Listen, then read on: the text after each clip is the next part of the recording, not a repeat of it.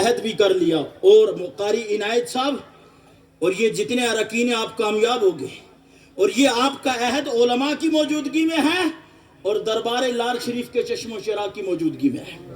اور میں نے بڑا ریفرنس دیا کہ آپ اس وقت دربار لار کے نام پر, سیرت النبی کے نام پر اکٹھے ہو.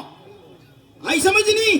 جب ان سے محبت کرتے ہو تو جو شریعت الحمدللہ وہاں جس طریقے سے شریعت کی پاسداری کی جاتی ہے, شریعت کا لحاظ رکھا جاتا ہے, الحمدللہ مرید پر یہ ضروری ہے کہ وہ اسی طریقے سے اپنے پیر خانے کا نظام اپنے گھر میں لائے اور شریعت مصطفیٰ کو فالو کرے, تاکہ اللہ بھی راضی ہو, رسول اللہ بھی راضی ہو اور اس کے پیر و مرشد بھی راضی ہو جائے. خوشی تو تب ہے, آئی سمجھ نہیں؟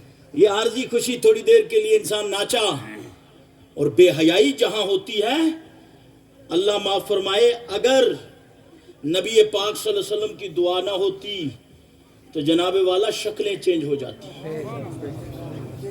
اسی وقت آسمان سے طوفان برپا ہو جاتا. یہ آج جو کچھ ہو رہا ہے خود دیکھو, آپ ملاحظہ کرو, میں خالی آپ کو نہیں کہہ رہا ہوں, میں پوری دنیا کی بات کر رہا ہوں. پوری دنیا میں جتنی بے حیائی اس وقت ہے, بتائیے وہ غیرتیں کہاں گئیں؟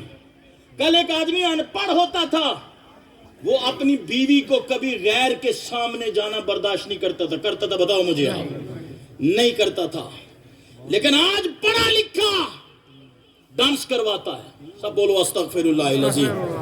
بہن کا ڈانس کروا رہا ہے, بیوی کا ڈانس کروا رہا ہے, اور پھر خالی وہی محفلی تک محدود نہیں بلکہ لائیو چلا کر پوری دنیا میں دکھا رہا ہے.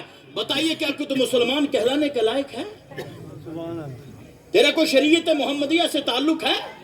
تیرا کوئی دربار لار سے تعلق ہے؟ تو کیا منہ دکھائے گا اپنے پیر و مرشد کو؟ کیا منہ دکھائے گا تو ان کے والد محترم کو؟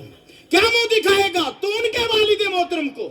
کیا منہ دکھائے گا تو غوث پاک کو؟ پھر کیا منہ دکھائے گا تو رسول پاک کو؟ پھر کون سے منہ کے ساتھ تو رب کی بارگاہ میں حاضر ہوگا کہ جہاں کے لیے اللہ نے فرمایا کہ من یعمل مثقال ذرۃ خیرا یرا ومن یعمل مثقال ذرۃ شرا یرا. ذرہ برابر اگر نیکی ہوگی تو بھی اور برائی ہوگی تو بھی سامنے لائی جائے گی. نعرہ